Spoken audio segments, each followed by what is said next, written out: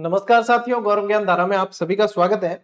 जो थंबनेल पे आप कवर देख रहे हो और जो ये पुस्तक है, इसका पहला अध्याय अपन पूरा कर चुके हैं। बहुत तबीयत से 1857 की क्रांति पढ़ी है और मैंने आप लोगों से कल भी कहा था कि कुछ फैक्ट जो इस पुस्तक में भी नहीं है वो मैं आप लोगों को टेलीग्राम पे प्रोवाइड करवा दूंगा। तो गौरव ज्ञान धारा जो टेलीग्राम है अपना, जहाँ पे 3.25 लाख से भी ज्यादा बच्चे जुड़े हुए हैं, वहां पे आपको भी जुड़ जाना है और वो मैंने टेलीग्राम पे डलवा दिया है। ठीक है, तो वो वहां भी डलवाए हैं, इंस्टाग्राम पे भी पोस्ट किए हैं और आप लोगों के लिए यूट्यूब की कम्युनिटी में भी पोस्ट किए हैं, तो उन्हें आप लोगों ने देख लिया होगा। ठीक है, तो ऐसे ही हर चैप्टर से रिलेटेड जो जो चीजें एक्स्ट्रा होगी वो टेलीग्राम पे आप लोगों को साथ साथ प्रोवाइड करवाते रहेंगे, ऐसी ही दमदार पोस्ट बना के, जिससे अपने और कंप्लीशन की तरफ आगे बढ़े। आप लोगों को कोई भी मन में ये नहीं हो कि हमें और सोर्सेज पढ़ने की जरूरत है या नहीं है, कुछ भी आप लोगों के लिए पीछे नहीं रखने वाले हैं।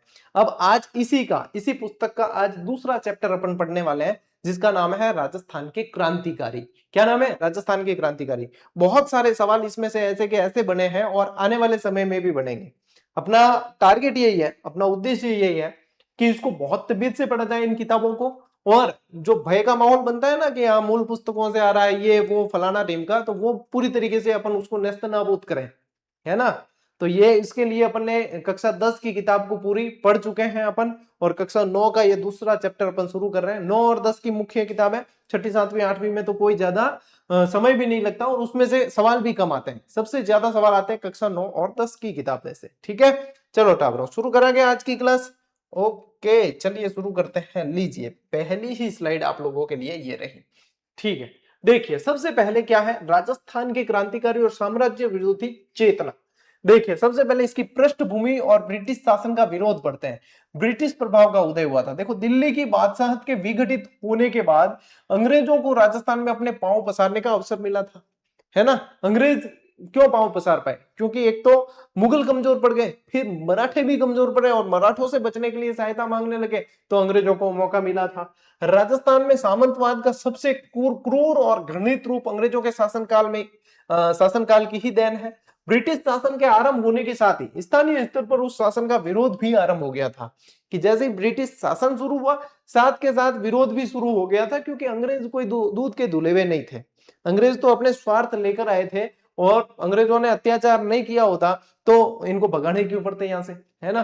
तो ये चीज आपको पता है, ब्रिटिश शासन के साथ साथ ही स्थानीय विरोध भी यहाँ पे शुरू हो गया था। ठीक है, साम्राज्य विरोधी कविताएं भी जो है काफी देखने को मिली, जैसे आछो गोरा हट जा राज भरतपुर है, गोरा हट जा भरतपुर गढ़ बांको किलो रे, गोरा हट जा।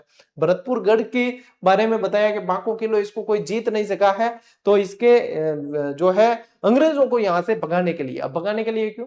होलकर ने यहाँ शरण ली थी और होलकर को अंग्रेज मांग रहे थे, उसके उपलक्ष्य में ये कविता लिखी गई थी। ये ऐसे की ऐसे आप लोगों के पंक्तियां इस पुस्तक में दे रखी है, ठीक है, जो मैंने यहाँ पे भी ले ली है। अब देखिए भरतपुर का संबंध क्या है। इस दौर की अनेक साम्राज्यवादी कविताओं का सीधा संबंध भरतपुर रियासत से।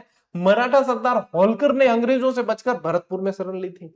ध्यान रखना, होलकर ने यहाँ पे शरण ली थी, अंग्रेज यहाँ से मांग रहे थे, तब उनको ये कविता मुंह तोड़ जवाब था। ठीक है, राजा रणजीत सिंह का साहस देखिए कि भरतपुर के राजा रणजीत सिंह ने अंग्रेजों से संधि होने के बावजूद मराठा सरदार होलकर को अंग्रेजों के हवाले करने से साफ इनकार कर दिया। जबकि संधि हो रखी थी भरतपुर की तो अंग्रेजों के साथ, फिर भी मना कर दिया था कि भाई साहब यहाँ पे शरण लिए, इसको नहीं देंगे। इस बात से नाराज होकर अंग्रेजों ने भरतपुर रियासत पर सैन्य हमला किया था। ठीक है, तो क्या ध्यान रखोगे, मराठा सरदार होलकर ने भरतपुर में शरण ली, होलकर को सौंपने से रणजीत सिंह ने मना कर दिया, तो अंग्रेजों से सैन्य जो है हमला कर दिया था, इसका सामना करना पड़ा। और इसके उपलक्ष्य में यहाँ पे जो है ये कविताएं देखने को मिलती है कि भैया हट जा गोरा हट जा रे पाछो, यानी कि अंग्रेजों को करेगा हट जा रे दुट तेरी, तो क्या कोई नहीं दिया जाएगा, यहाँ पे जो शरण ले ली उसको दिया नहीं जाएगा वापस। इस तरीके से दुत्कार कर अंग्रेजों को निकाला गया एक तरीके से। ठीक है, चलिए स्क्रीनशॉट लो।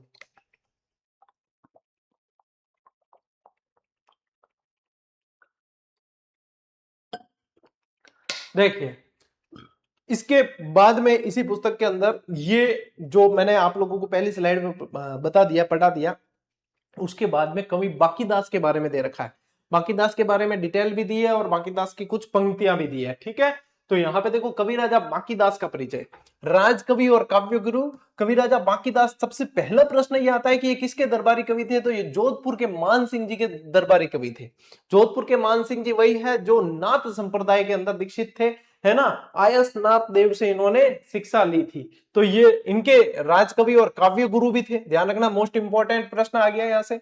इनकी ग्रंथावली नागरी प्रचारणी सभा द्वारा 3 खंडों में प्रकाशित हो चुकी है, ये मोस्ट इंपॉर्टेंट। और दूसरा प्रश्न कि बांकीदास जी की ग्रंथावली जो है किससे प्रकाशित हुई है, तो नागरी प्रचारणी सभा द्वारा 3 खंडों में। ये भी पूछ सकते हैं कितने खंड में, एक एक लाइन से प्रश्न है भैया, आप इग्नोर नहीं कर सकते, आप जो है यहां से इनको मतलब ध्यान देना ही पड़ेगा आप लोगों को, ठीक है। अब इस स्लाइड में हो सकता है कि नीचे वाले जो लिखे हुए हैं यहाँ पे कुछ विद्यार्थी कहेंगे कि गुरुजी दिख नहीं रहा, तो इस स्लाइड के लिए स्पेशली निवेदन है कि आप चैट बॉक्स को नहीं देखें, कमेंट करने नहीं बता रहे और मोबाइल की स्क्रीन को आड़ी करके थोड़ा सी देर एचडी पे ले लीजिए। ये वाले थोड़े से छोटे हैं फॉन्ट्स, लेकिन वो इसका ही भावार्थ है इसलिए यहीं पे लिया है मैंने, नहीं तो मैं नेक्स्ट स्लाइड पे ले सकता था, ठीक है। तो ये ध्यान रखें।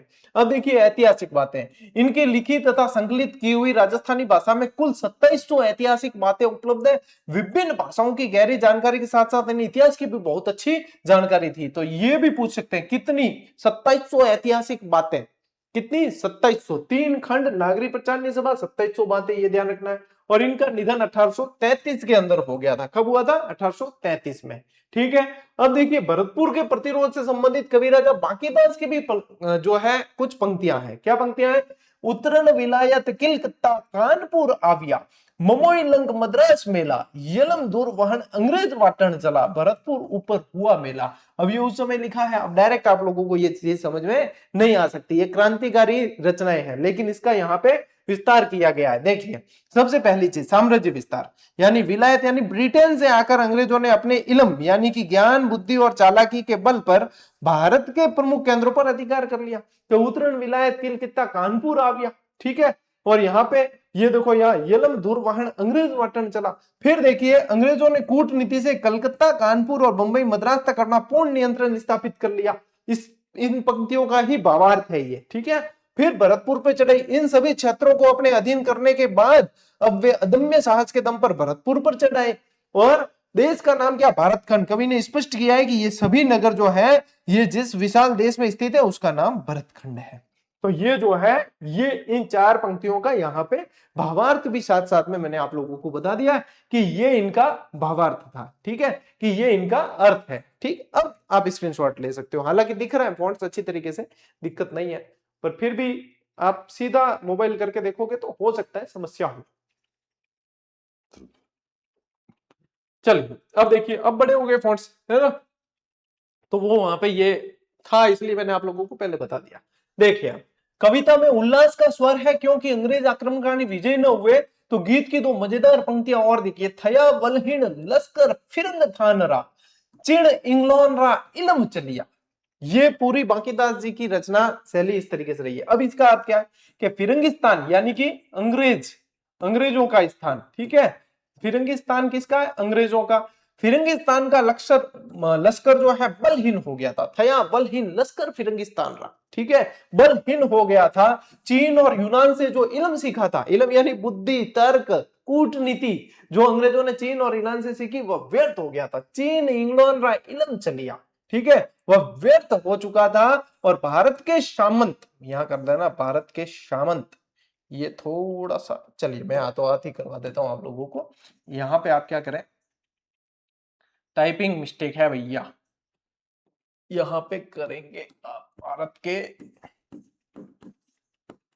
सामंत। भारत के सामंत बिना लड़े ही अपनी भूमि शत्रु को सौंपते जाते हैं। इससे कवि बांकीदास बहुत दुखी थे और इन सामंतों में राजस्थान के सामंत सबसे आगे थे, ठीक है, तो इससे बहुत ज्यादा दुखी थे ये। अब देखो पंक्तियां क्या लिखी है, आयो अंग्रेज मुल्क रे ऊपर, अंग्रेज जो है अपने धरती पर चढ़ आया, मुल्क रे ऊपर आया है। आहंस लीदा खेची उरा, ठीक है, धनिया मरे न दीदी धरती, धनिया उबो गई दरा, के धनिया मरण धरती नहीं दी है और यहाँ पे धनी खड़े हैं और धरती जा रही है, ये इनकी है। अब ये इनकी रचना है ना, इसके बारे में प्रश्न बन चुका है कि आयो अंग्रेज मुल्क रे ऊपर, ये रचना किसकी है, कवि बांकीदास की है ना। ये कह रहे हैं कि भाई अंग्रेज अब आ गया ऊपर, लेकिन पहले भी विदेशी आक्रांता आए थे, लेकिन लोगों ने कभी अपनी जमीन जो है इला न देनी, अपनी हालरिये उल रहा है, ये आप लोगों ने जो है सुन रखी है कविता। तो पहले नहीं दी थी, लोगों ने जो है जमीनें अपनी मर जाते थे लेकिन देते नहीं। और आज धनी खड़े हैं जमीनों के, राजा खड़े हैं और फिर भी अपनी जमीनें जो है वो अंग्रेजों को दे रहे हैं। यहाँ पे जो है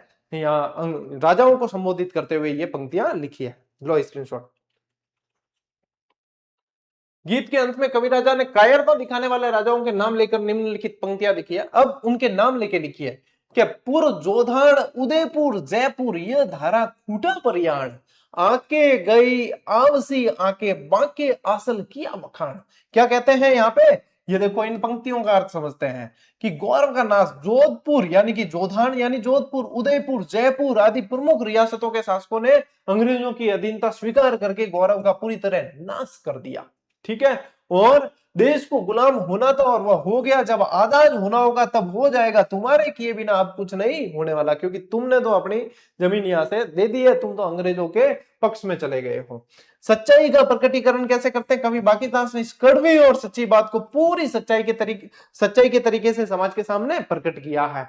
और अंग्रेजों से सहायक संधि करके केवल अपनी गद्दी बचाए रखने वाले ये सामंत वास्तव में स्वाधीन नहीं है, यह तथ्य कवि बांकीदास के सामने पूरी तरह से स्पष्ट है। ठीक है, यह तथ्य, तो ये जो है इन पंक्तियों का मतलब ये है। ठीक है, और इन विपरीत परिस्थितियों के बावजूद कवि बांकीदास के मन में यह आशा अवश्य है कि आगे चलकर स्थिति निश्चित रूप से बदलेगी। अब देखो प्रश्न कैसे बनेंगे कॉम्पिटिटिव एग्जाम। अब ऐसे लग रहा है जैसे अपने स्कूल में जो है गद्य और पद्य वाली चीजें समझ रहे हैं, तो यहाँ पे मैं आप लोगों को बता दूं प्रश्न कैसे बनेंगे। प्रश्न यहाँ से जो जो चीजें आ रही है, अब मान लीजिए देकर जो है एक ये पंक्तियां दे दी या डायरेक्ट भी दे दिया प्रश्न कि बांकीदास ने इनमें से किन किन रियासतों के राजाओं को ललकारा था या उनको संबोधित करते हुए कहा, तो फिर यहाँ पे आप लोगों के ये काम की चीज आ जाती है कि जोधपुर, उदयपुर, जयपुर ये जो है इनका जिक्र हुआ था। तो इस तरीके से ध्यान रखना है। अब कौन से जो है क्षेत्र के ऊपर अंग्रेजों के आने से संबंधित बात की या जो अंग्रेज वहां पे हमला करेंगे ये इससे संबंधित पंक्तियां लिखी, तो भरतपुर जैसे किया गया। तो यहाँ ज्यादा रटने की आवश्यकता नहीं है, यहाँ पे सिर्फ एक बार नजरों पर भी आपने चीज निकाल दी ना तो बस। इस चैप्टर को रटना मत, आप इस चैप्टर को रटना मत। आज तो ये इस तरीके से क्लास चलेगी, कल जो है बहुत सारे चैप्टर क्रांतिकारी अलग अलग, आज भी ये स्टार्ट में ये चीज है, फिर आगे जो है अपने व्यक्तित्व की तरह क्लास चलने वाली है। ठीक है, स्टार्ट में यही चीज है तो अपन स्किप नहीं करना चाहते, तो इसलिए इस तरीके से चलेगी। चलिए अब देखिए शेखावटी ब्रिगेड का गठन और डुंगजी का विद्रोह। अब यहां से जो है आप लोगों के रोचकता शुरू होने वाली है। सबसे पहले देखिए 1818 ईस्वी की संधि। राजस्थान स्वतंत्रता संग्राम काव्य के अनुसार अंग्रेजों ने संधि की जिसका शेखावटी के लोगों ने विरोध किया और शेखावटी ब्रिगेड का जो है गठन होता है। इस विरोध को दबाने के लिए अंग्रेजों ने शेखावटी ब्रिगेड का गठन किया है। अब ये अंग्रेजों ने बढ़ाई है। ठीक है, शेखावटी ब्रिगेड का गठन किसने किया है, अंग्रेजों ने किया है ताकि शेखावटी के लोगों को दबाया जा सके। डूंगजी का विद्रोह होता है इसमें 1834 की बात है, ये सन ध्यान में रखना। डूंगजी के नेतृत्व में इस ब्रिगेड के कुछ सैनिकों ने ब्रिटिश फौज के खिलाफ विद्रोह कर दिया। डूंगजी के नेतृत्व में ब्रिटिश फौज के खिलाफ विद्रोह कर दिया। डूंगजी और जवाहरजी दोनों का नाम साथ में पढ़ते हैं, आगे अपन डिटेल में डूंगजी और जवाहरजी के बारे में और भी पढ़ने वाले हैं। 1838 के अंदर देखिए अंग्रेजों ने डूंगजी को पकड़कर आगरे के किले में कैद करवा दिया।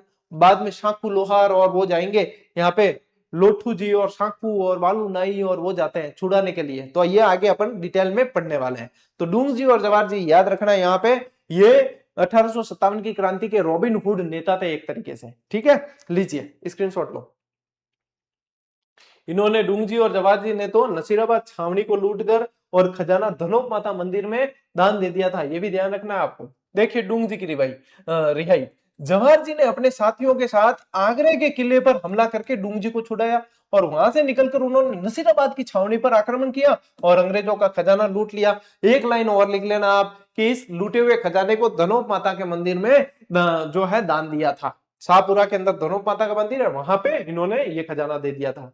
फिर साहित्यिक प्रभाव देखिए, समकालीन कवियों ने उनके शौर्य पर कविताएं लिखी और लोक में छावनी के नाम से प्रसिद्ध गाथाएं चलती है। छावनी के नाम से या भी छावली भी लिखा मिलेगा कई जगह। ठीक है, छावली या छावनी के नाम से प्रसिद्ध कविता चलती। छावनी रो नाम जद्दू गांव रे लोग, डूंगजी रो शौर्य अमर बड़े जस लोग, इस तरीके से पंक्तियां चलती है। ठीक है, और देखिए अंग्रेजों के खिलाफ इन वीरतापूर्ण कवियों ने रची गई लोक कविताएं राजस्थान की जनता में नव जागरण का माध्यम बनी है।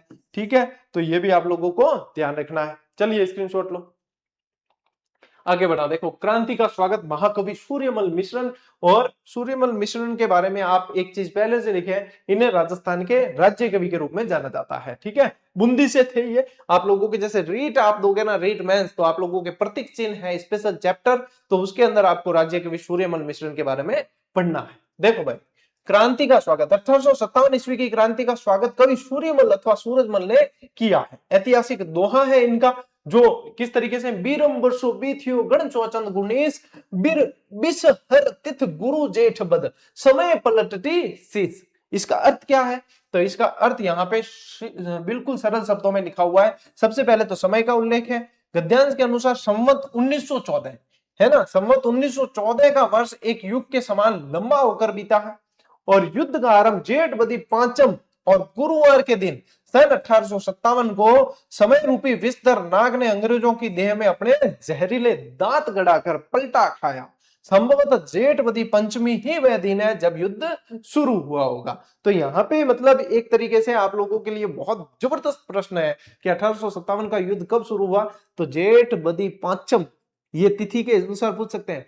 एक तो होती है सुदी और एक होती है बदी। सुदी यानी कि शुक्ल पक्ष, बदी यानी कि कृष्ण पक्ष। तो जेठ बदी पांचम गुरुवार के दिन, ये सूर्यमल मिश्रण के अनुसार है। मोस्ट इंपॉर्टेंट लगा देना, ऐसे हिडन प्रश्न ही वहां पे फिर चर्चा का विषय बनते हैं। ठीक है, और यहां से प्रश्न बनता हुआ नजर आ रहा है भैया, बन सकता है, स्क्रीनशॉट लो।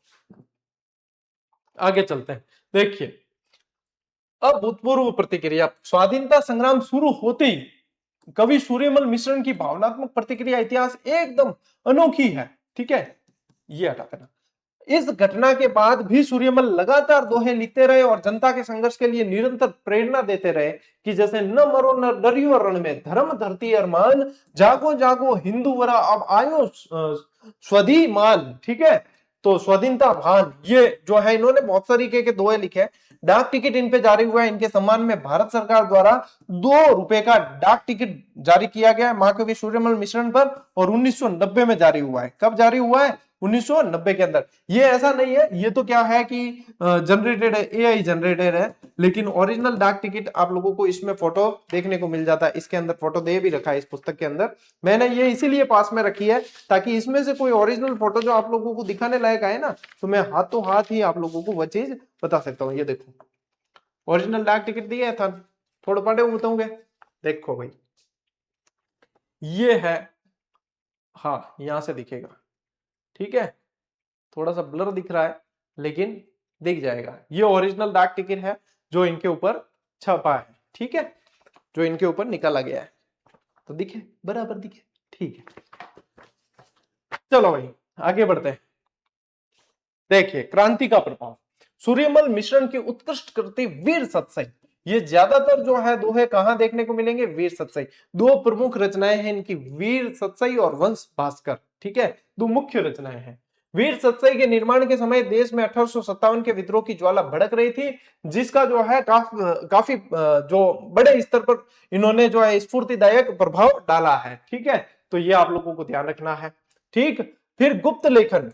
देखिए लोगों को प्रेरणा देने के लिए उन्होंने तत्कालीन परिस्थितियों के दबाव के कारण जो कुछ भी लिखा वो पोशीदा यानी कि गुप्त रूप में हुआ है। जो कुछ लिखियो पाहुशीदा जागे सुत सुत सुजान।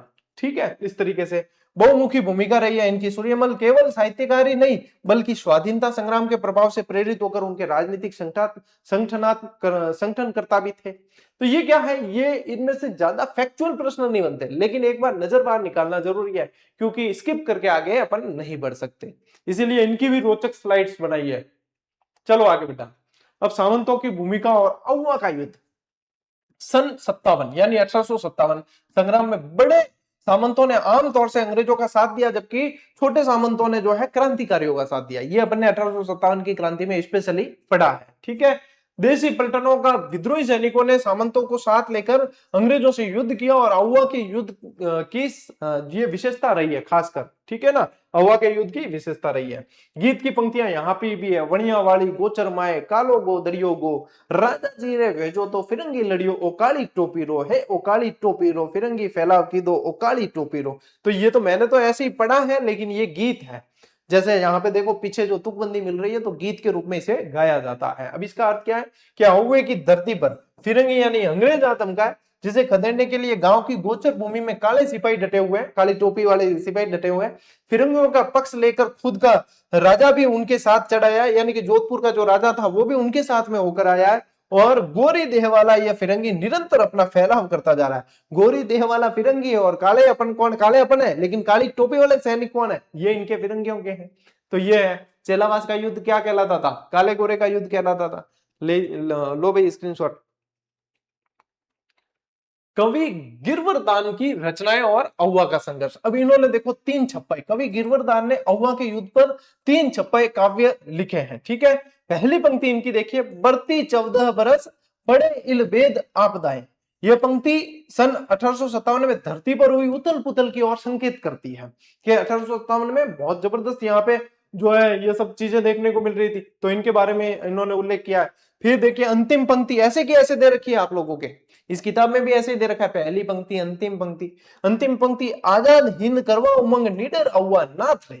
ठीक है, कवि ने बड़ी सूझबूझ दिखाते हुए अव्वा के इस स्वाधीनता संघर्ष को सीधे पूरे भारत की आजादी की लड़ाई से जोड़कर देखा है कि अव्वा की लड़ाई को सीधे भारत की आजादी से लड़के जोड़ के देखा। तो आजाद हिंद करवा उमंग निडर अव्वा नाथ रहे, कि हिंद को आजाद करने के लिए, हिंदुस्तान को आजाद करने के लिए निडर अव्वा के नाथ यानी कि अव्वा के राजा जो है वो निडर होके आगे आ चुके हैं। तो इन्होंने सीधा जोड़ा है भारत की जीत से संबंधित। ठीक है, कवि गिरवरदान ने, लीजिए स्क्रीनशॉट। तो ये कवियों के नाम भी डायरेक्ट भी पूछे जा सकते हैं आप लोगों को। चलो भाई, स्वदेशी आंदोलन, सशस्त्र क्रांति और जन आंदोलन। देखिए बंग भंग यानी बंगाल विभाजन के बाद स्वदेशी आंदोलन ने जोर पकड़ा था, जिसके साथ ही देश में सशस्त्र क्रांति के प्रयास भी शुरू हो गए। 1805 के बाद की बात थी ये। राजस्थान में क्या विशेषता थी, सशस्त्र क्रांति के ये प्रयास राजस्थान में भी हुए, जिनकी सबसे बड़ी विशेषता यह थी कि वे शुरुआत से ही समाज सुधार और शिक्षा प्रचार के कार्यों से जुड़े थे। क्रांतिकारियों ने धीरे धीरे किसानों को अपना मुख्य आधार बनाया और इन प्रयासों को एक बड़े जन आंदोलन का रूप दे दिया था। और इन आंदोलनों का भौगोलिक क्षेत्र सीमित था, फिर भी इन्होंने पूरे देश के सामने देशभक्ति की एक बेहतरीन मिसाल पेश कर दी थी। ठीक है, तो ये क्या है, ये आप लोगों के कंसेप्चुअल जो प्रश्न बनते हैं उनमें इस तरीके के फैक्ट डाले जा सकते हैं। ठीक है, लीजिए स्क्रीनशॉट। अब डूंगजी जवार जी का परिचय, यहां से क्लास इंटरेस्टिंग होने वाली है और भी, क्योंकि अब एक तरीके से व्यक्तित्व अपन पढ़ने वाले हैं। ठीक है, अभी तक कंसेप्चुअल चीजें ज्यादा थी। अब देखिए डूंगजी और जवार जी परिचय। सबसे पहले 1857 के स्वतंत्रता संग्राम में सीकर क्षेत्र के काका भतीजा डूंगजी और जवार जी, संबंध भी पूछा जा सकता है। डूंगजी पहले शेखावटी ब्रिगेड के रिसालेदार थे।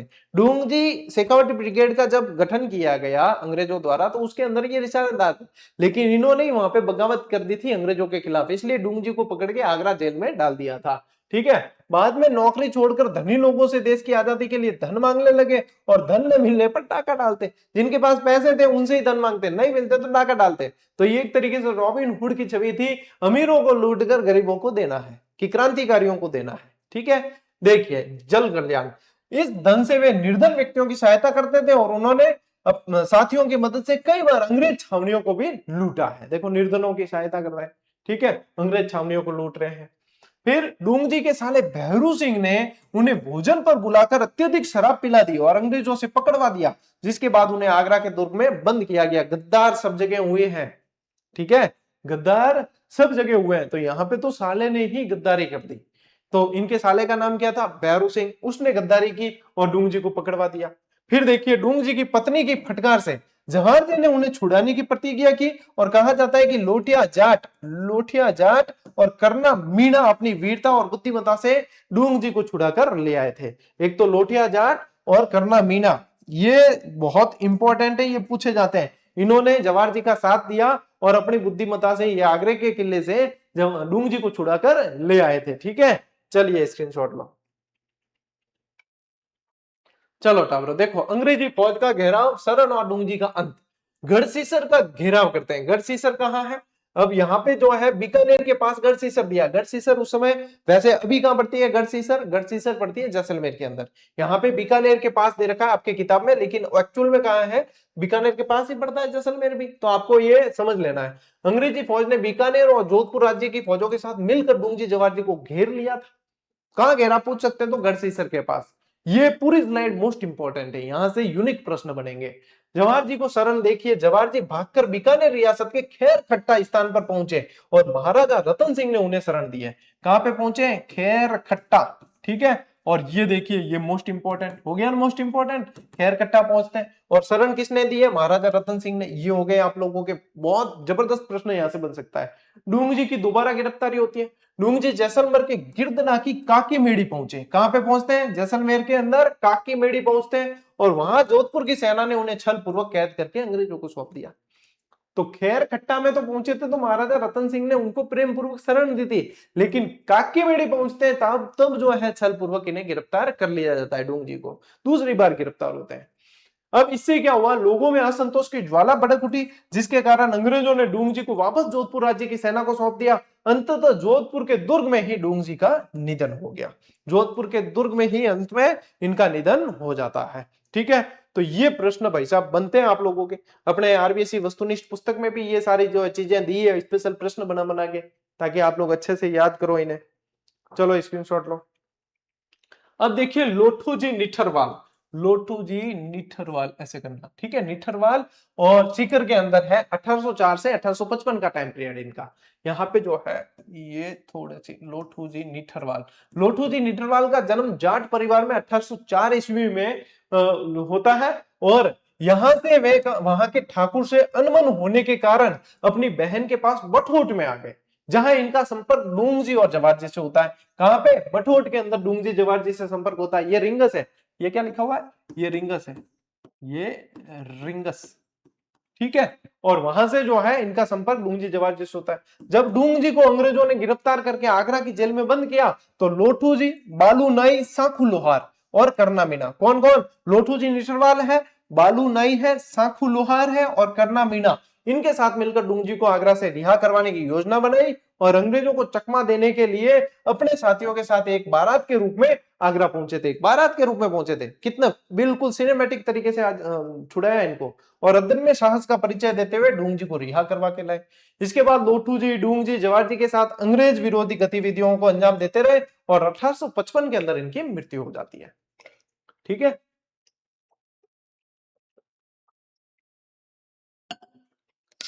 चलो भाई साहब, अमरचंद बाठिया राजस्थान की 1857 की क्रांति के भामाशाह के रूप में जाने जाते हैं। ठीक है, और सबसे पहले शहीद भी माने जाते हैं। 1857 की क्रांति के सबसे पहले शहीद भी माने जाते हैं। ग्वालियर के खजांची थे और वहां से की पूरी जो है संपदा इन्होंने तात्या टोपे और झांसी की रानी को दे दी थी, यानी कि क्रांतिकारियों को दे दी थी। इसलिए इन्हें 1857 की क्रांति के भामाशाह कहा जाता है। ठीक है, देखिए राजस्थान के प्रथम शहीद माने जाते हैं कि 1857 की क्रांति में राजस्थान की ओर से ये पहले शहीद होने वाले थे। सबसे पहले देखो, अमरचंद बाठिया देश के प्रथम स्वतंत्रता संग्राम में ब्रिटिश सत्ता द्वारा फांसी पर लटकाए जाने वाले राजस्थान के प्रथम व्यक्ति थे। ठीक है, ये मोस्ट इंपॉर्टेंट है। मूल रूप से ये बीकानेर के थे लेकिन ग्वालियर के खजांची थे। ठीक है, तात्या टोपे को सहयोग किया। देखिए वे मूल रूप से राजस्थान के निवासी थे लेकिन ग्वालियर में अपना व्यापार चलाते थे और उन्होंने आजादी की लड़ाई को चालू रखने के लिए अपनी पूरी धन संपदा तात्या टोपे को दे दी थी। तात्या टोपे और झांसी की रानी दोनों को। ठीक है, अब क्रांतिकारियों को आर्थिक सहायता देने की यही महान कुर्बानी बाद में अंग्रेजों द्वारा उनकी फांसी का मुख्य कारण बनी थी। और अमरचंद बाटिया थे कहां के? मूल रूप से बीकानेर के थे। कहां के थे? बीकानेर के थे और ग्वालियर के खजांची थे, ये ध्यान रखेंगे आप। लीजिए स्क्रीनशॉट।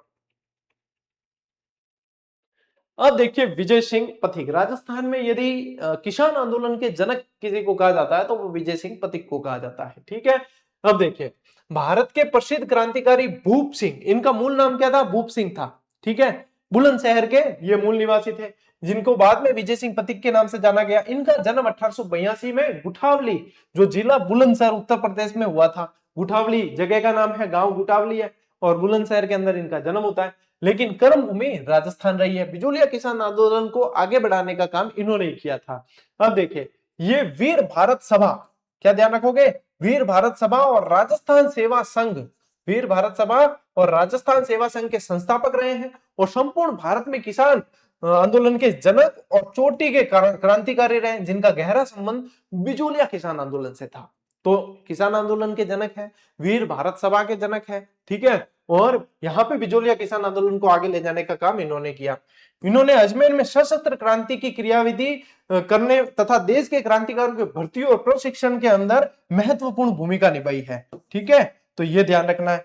समाचार पत्रों और ये देखिए राजस्थान केसरी, नवीन राजस्थान, तरुण राजस्थान, इन सब समाचार पत्रों के माध्यम से जन जागृति फैलाने में अग्रणी भूमिका निभाई है। इसके अलावा इनकी एक और जो है पुस्तक, वो ध्यान रखना आप, व्हाट्स आर इंडियन स्टेट्स, ये भी इन्हीं की पुस्तक है। ठीक है, मोस्ट इंपॉर्टेंट है ये भी। ठीक है, चलिए, ऊपर माल रो डंको भी इन्होंने समाचार पत्र निकाला था, जिसे बाद में नगारची नाम से साधु सीताराम दास ने भी निकाला है। ठीक है, लीजिए स्क्रीनशॉट। देखिए आगे बढ़ते हैं, अर्जुनलाल सेठी से संबंधित। ठीक है, प्रसिद्ध स्वतंत्रता सेनानी रहे हैं ये, और इनकी जन्मभूमि जयपुर थी। राजस्थान में सशस्त्र क्रांति की जन जागृति को इन्होंने ही आगे लेके गए हैं। एक तरीके से इन्होंने क्या किया, क्रांतिकारी बनाने का काम किया है। इन्होंने क्रांतिकारी बनाने का काम किया। कैसे किया है देखिए, इन्होंने जयपुर में सन 1905 में जैन शिक्षा प्रचारक समिति की स्थापना की, और उसके तहत वर्धमान विद्यालय क्या स्थापित किया, वर्धमान विद्यालय, वर्धमान छात्रावास और वर्धमान पुस्तकालय चलाए, जो क्रांतिकारियों के प्रशिक्षण केंद्र थे। यानी कि एक तरीके से ये वर्धमान विद्यालय और ये जो चीज है, ये क्रांतिकारी बनाने की फैक्ट्री थी एक तरीके से। जितने क्रांतिकारी आप पढ़ते हैं ना, अर्जुनलाल सेठी से ही प्रशिक्षित होकर निकले हैं सारे के सारे। ठीक है, तो ये ध्यान रखेंगे आप।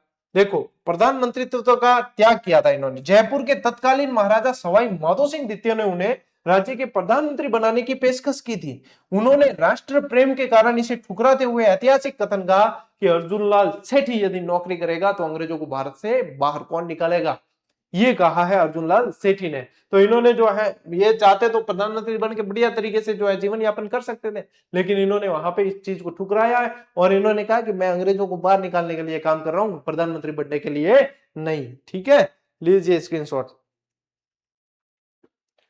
देखिए, भावी क्रांति की तैयारी, सेठी जी ने देश में आगामी क्रांति के लिए युवकों को तैयार किया। प्रसिद्ध क्रांतिकारी जोरावर सिंह, प्रताप सिंह, माणिकचंद, मोतीचंद और विष्णुदत्त आदि इन्हीं के विद्यालय से जुड़े थे। तो एक तरीके से देखो, मैं कह रहा हूं ना आप लोगों को, क्रांतिकारी बनाने की फैक्ट्री थी वर्धमान विद्यालय, वो सब यहीं से निकले हैं। जैसे क्रांतिकारी घटनाएं कौन सी, लॉर्ड हार्डिंग पर बम कांड है, आरा हत्याकांड है, काकोरी ट्रेन जो डकैती की थी, काकोरी ट्रेन डकैती जैसी बड़ी क्रांतिकारी गतिविधियों का संबंध इनसे रहा। ठीक है, अजमेर में रहते हुए इन्होंने शूद्र मुक्ति, स्त्री मुक्ति और महेंद्र कुमार आदि प्रसिद्ध पुस्तकें लिखी। मोस्ट इंपॉर्टेंट कर देना, अक्सर पूछी जाती है। शूद्र मुक्ति, स्त्री मुक्ति और महेंद्र कुमार, ये इनकी प्रमुख रचनाएं हैं। ठीक है, और इन्होंने समाज में हिंदू मुस्लिम एकता स्थापित करने के लिए निरंतर सक्रिय प्रयास किए हैं। तो यहां से भी आप लोगों को ये चीजें समझ में आएगी। लॉर्ड हार्डिंग बम कांड, आरा हत्याकांड, काकोरी ट्रेन डकैती, और ये शूद्र मुक्ति, स्त्री मुक्ति और महेंद्र कुमार इनकी पुस्तकें हैं। लीजिए स्क्रीनशॉट।